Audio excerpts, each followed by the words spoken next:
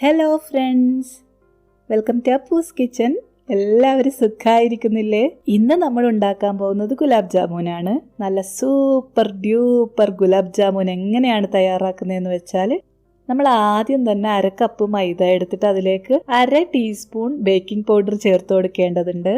ഇതെന്താണ് ആദ്യം തന്നെ ചേർത്ത് കൊടുക്കുന്നതെന്ന് വെച്ചാൽ, ഇതാണ് കേട്ടോ നമ്മുടെ ഗുലാബ് ജാമുൻ്റെ രസക്കൂട്ടിൽ പ്രധാനമായിട്ടും വരുന്നത്.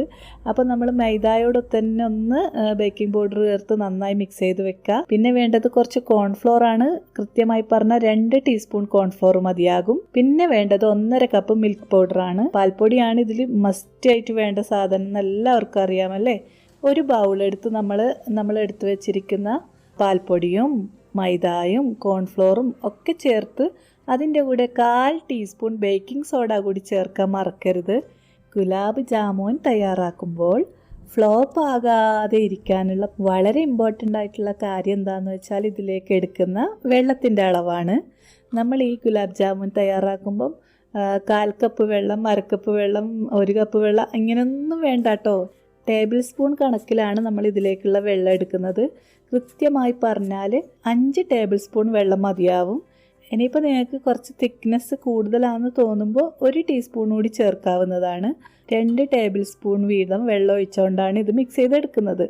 ഇതിപ്പോൾ നമ്മൾ നന്നായിട്ടൊന്ന് കുഴഞ്ഞു തുടങ്ങുന്ന പരുവാകുമ്പോൾ കൈവച്ച് തന്നെ നന്നായിട്ടൊന്ന് മാവ് തയ്യാറാക്കുക. അപ്പോൾ അതാ ഇവിടെ നല്ല വൃത്തിയായിട്ട് മാവൊക്കെ കുഴച്ച് വെച്ചിട്ടുണ്ട്. ഇനിയിപ്പം ഇത് കുഞ്ഞു കുഞ്ഞു ബോൾസാക്കി മാറ്റിയെടുക്കണം. അപ്പോൾ നമ്മൾ എന്താ ചെയ്യുക, നമ്മുടെ കൈത്തണ്ട മേൽ ഇതൊന്ന് വെച്ച് നന്നായി അമർത്തിയെടുത്തിട്ട് വേണം നമ്മളിത് ഉരുട്ടിയെടുക്കാൻ. അപ്പോഴാണ് നമ്മുടെ ഗുലാബ് ജാമുവിൻ്റെ ഷേപ്പ് നല്ല ഭംഗിയുള്ള ഷേപ്പ് എന്ന് വെച്ചാൽ, ഇതിൻ്റെ ഔട്ടർ കവർ ക്രാക്ക് ആവാതെ വേണം നമ്മളിത് ഉണ്ടാക്കാൻ. ഇതാ നോക്കൂ, നല്ല മുട്ടക്കുട്ടപ്പനെ പോലത്തെ ഗുലാബ് ജാമുൻ ബോൾസ് റെഡി ആയിട്ടുണ്ട്. ഈ ബോൾസ് കുറച്ച് നേരം റെസ്റ്റ് ചെയ്യാൻ വെച്ചിട്ട് നമുക്ക് ഗുലാബ് ജാമുന് വേണ്ടിയിട്ടുള്ള ഷുഗർ സിറപ്പ് തയ്യാറാക്കാം. അതിനായി ഞാനൊരു പാത്രത്തിലേക്ക് 2 കപ്പ് വെള്ളം ഒഴിച്ചു കൊടുക്കുന്നുണ്ട്. എന്നിട്ട് 1 കപ്പ് പഞ്ചസാരയും ചേർത്ത് കൊടുത്തിട്ടുണ്ട്. ഇതിലേക്ക് 2-3 ഏലക്ക കൂടി ചേർത്താൽ മാത്രമേ നമ്മൾ ഷുഗർ സിറപ്പിനൊരു നല്ല അടിപൊളി ടേസ്റ്റും മണമൊക്കെ വരൂ. പിന്നെ ഇതിലേക്ക് എന്തായാലും ചേർക്കേണ്ട കാര്യമാണ് അരമുറി ചെറുനാരങ്ങാ നീര് ചേർത്ത് കൊടുത്തിട്ടില്ലെങ്കിൽ നമ്മുടെ ഈ ഷുഗർ സിറപ്പ് ക്രിസ്റ്റലൈസേഷൻ നടന്നിട്ട് ഇത് പിറ്റേന്ന് നമ്മൾ ഫ്രിഡ്ജിലൊക്കെ വെച്ചിട്ട് ഉപയോഗിക്കുമ്പോൾ കുഞ്ഞു കുഞ്ഞ് ഷുഗറിൻ്റെ പീസസ് നിൽക്കുന്ന പോലെ കാണാൻ പറ്റും. അതൊരു അഭംഗിയായിട്ട് തോന്നും കേട്ടോ. അതുകൊണ്ട് തന്നെ നമ്മൾ ഈ ഷുഗർ സിറപ്പ് ക്രിസ്റ്റലൈസേഷൻ നടക്കാതിരിക്കാൻ വേണ്ടിയിട്ട് കുറച്ച് ചെറുനാരങ്ങാ നീര് കൂടി മസ്റ്റായിട്ട് പിഴിഞ്ഞൊഴിച്ച് കൊടുക്കുക. പിന്നെ നമ്മൾ ചെയ്യേണ്ടത്, ഒരു ചീനച്ചട്ടിയോ അല്ലെങ്കിൽ എന്തെങ്കിലും ഫ്രൈ പാനോ ഒക്കെ അടുപ്പത്ത് വെച്ചിട്ട് നിങ്ങൾക്ക് വേണ്ട ഇഷ്ടമുള്ള ഓയിൽ ഒഴിക്കാം കേട്ടോ. വെജിറ്റബിൾ ഓയിൽ വേണമെങ്കിൽ വെജിറ്റബിൾ ഓയിൽ എടുക്കാം, അല്ല വെളിച്ചെണ്ണയാണ് നിങ്ങൾ ഉപയോഗിക്കുന്നെങ്കിൽ അതും എടുക്കാം. ഞാനിവിടെ വെളിച്ചെണ്ണയാണ് കേട്ടോ ഉപയോഗിച്ചിട്ടുള്ളത്. എന്നിട്ട് നമ്മൾ തീ നന്നായി ചൂടാകാനൊന്നും നിൽക്കണ്ട കേട്ടോ. ഈ എണ്ണ ഒഴിച്ചു കൊടുത്തിട്ട് അധികം തിളക്കാനൊന്നും നിൽക്കാതെ പെട്ടെന്ന് തന്നെ നമുക്ക് ഈ കുഞ്ഞു കുഞ്ഞു ബൗൾസ് ഇതിലേക്ക് ഇടാം. എന്നിട്ട് നമ്മൾ ഈ ബോൾസ് ചെറു തീയിൽ വേണം കേട്ടോ വേവിച്ചെടുക്കാൻ. ഒന്ന് നന്നായി ഫ്രൈ ചെയ്തെടുക്കണം. പക്ഷേ ഇത് നല്ല ചെറു തീയിൽ മെല്ലെ മെല്ലെ അങ്ങ് ഫ്രൈ ആയിട്ട് വരേണ്ടതാണ്.